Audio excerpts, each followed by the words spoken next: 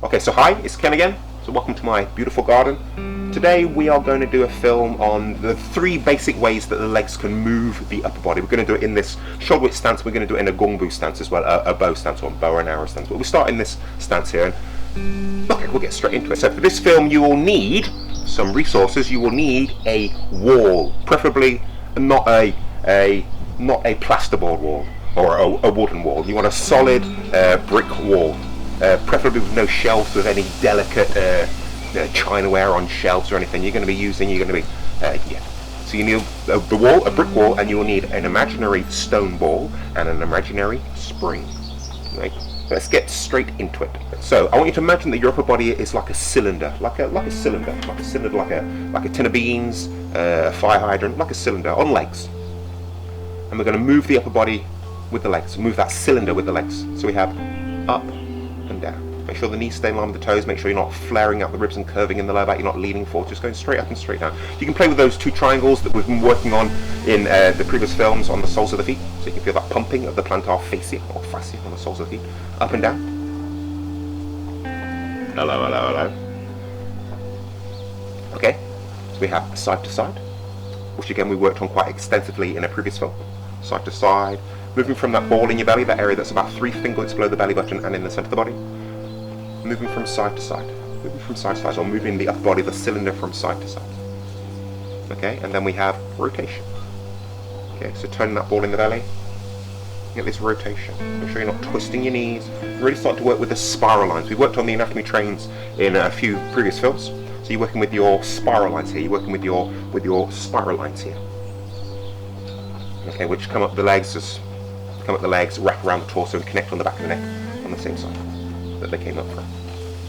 Okay, so the three basic movements, up and down, side to side, and the rotation. You put them all together and you get all the movements of the upper body. All the movements of the upper body. Okay, so we're going to work on this in a bow stance now. So, feet to hip distance, shoulder apart. Drop the weight onto, I'm going to drop it onto my right leg to start off with. You can mirror me here if you're facing the screen watching this. Sink down onto the leg.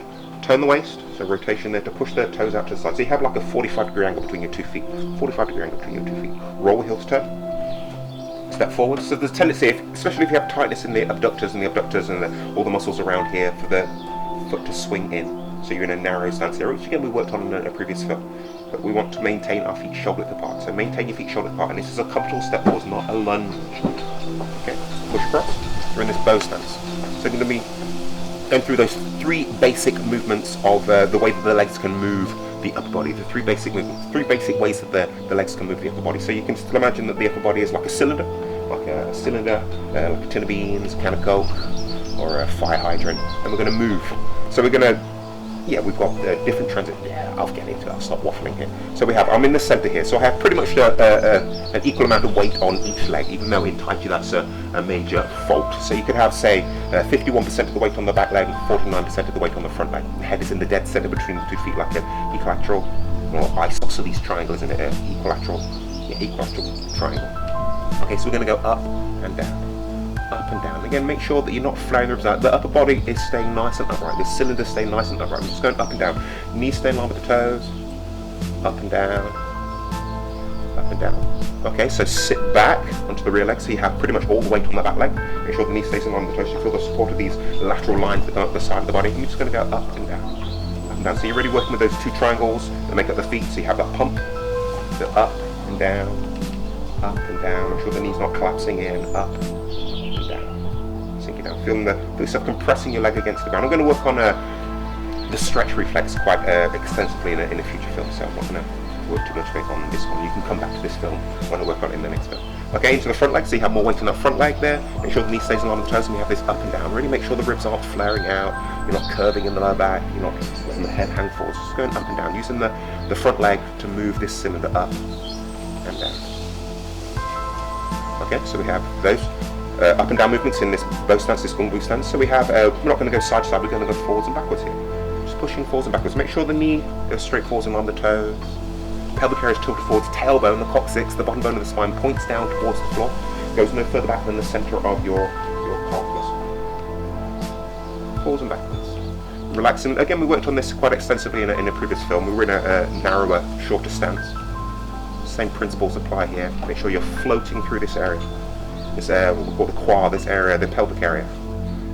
If you have a lot of tension, if you're holding a lot of tension in this area, you tend to have to go up and over that tension. So really relax this area.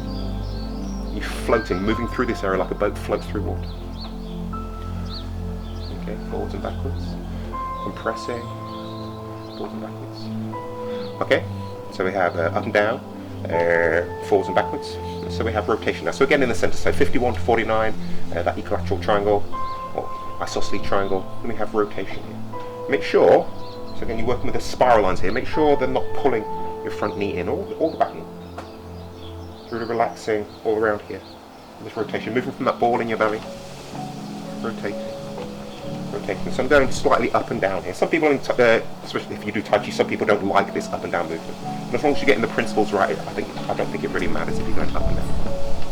Rotating here. Rotating. Okay, and you can see we're moving that cylinder of the upper body, but you could start to bring your arms into it, and you have this rotation for all your strikes. Okay, onto that leg. So rotation. Get up. Down here. Make sure you're not flaring the ribs out or curving in the lower back. It's rotation. Feel that pump of those, working those two triangles on the soles of the feet. And you have this up and down movement. So I'm turning to my left here and going up here. You could quite easily turn to your left and go down. Turn to your right and go up. Really be careful of the knee alignment. So again, in previous films, we worked on those 12 anatomy trains, and they give you the bands of connective tissue inside the body that connect all the muscles, everything together.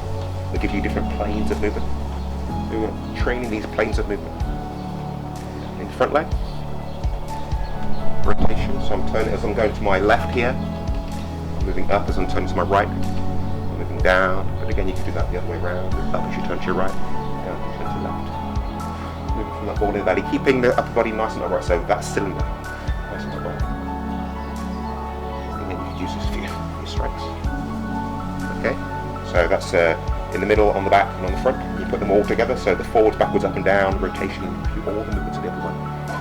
Again, you can put your arms behind this. We worked on this in the last film, this prop and hug. I worked on this in a previous film, so you can put any arm movements into here, just moving them with the legs, get the body behind them.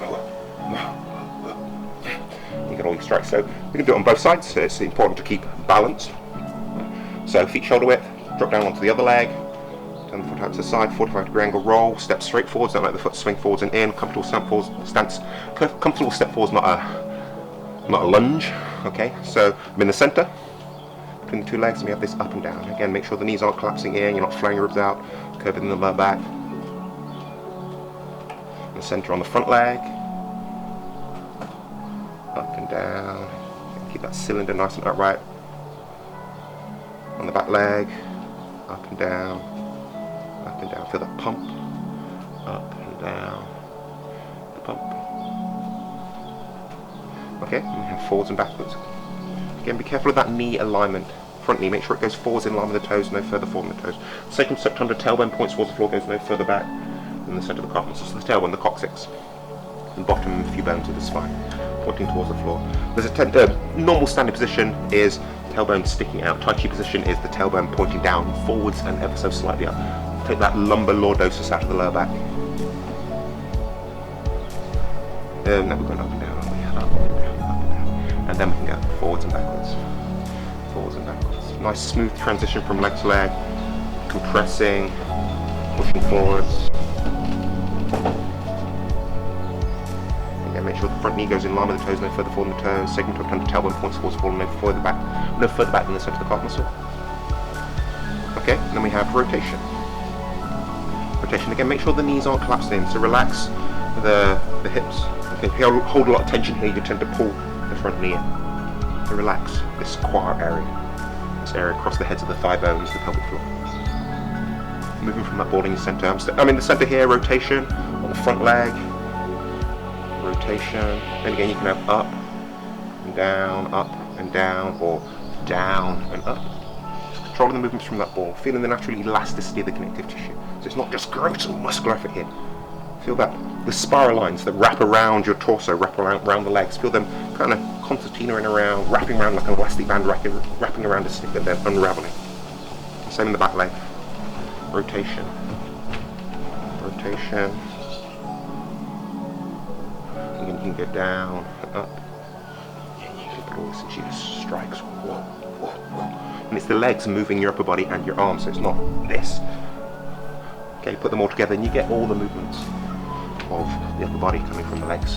Put them all together, forwards, backwards, up and down, rotation. And again, you can put them behind. Whoa, whoa. Your strikes, sound effects always optional. Okay, so we're going to move on to do some wall training now. So you're going to be needing that wall. So you should have planned for it at the start of the film. So let's go. I'm going to use the wall at the side of my house. Okay.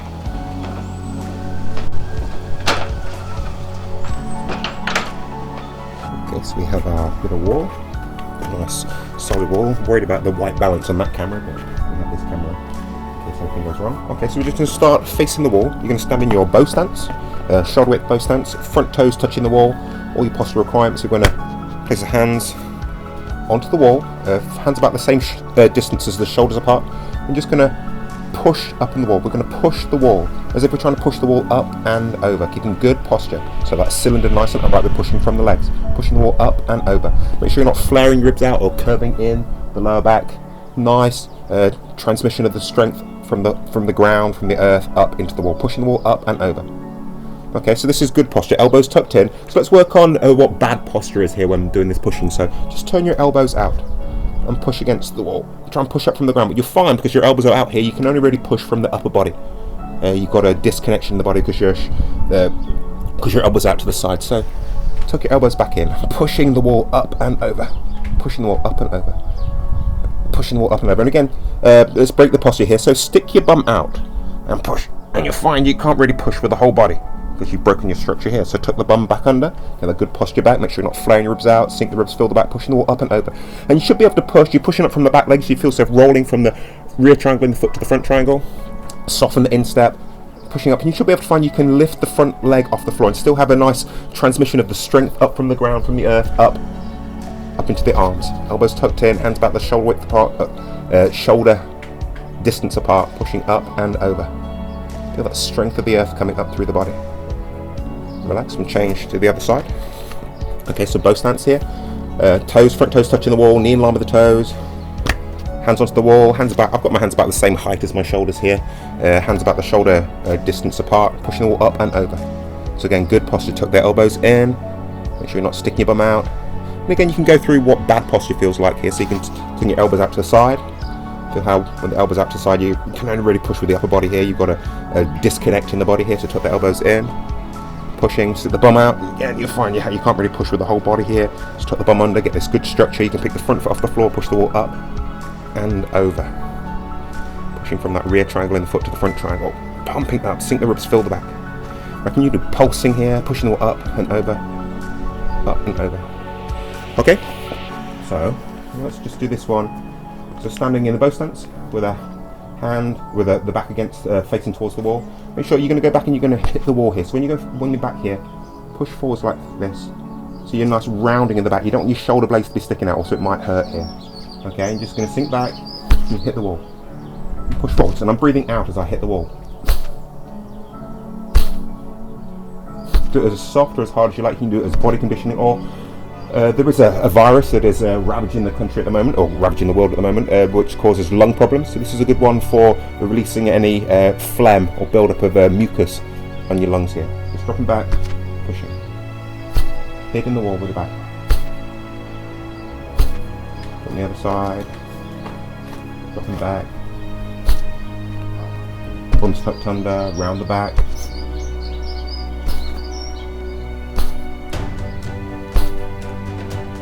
And if you've never done anything like this before, don't do too many of these, okay? Don't get overzealous on this one.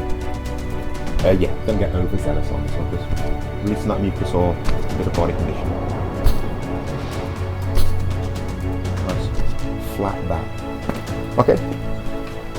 So we'll go back and we'll do some more on the we're going to do the pushing forwards now. We're going to work with everything we work on here. So back and forward.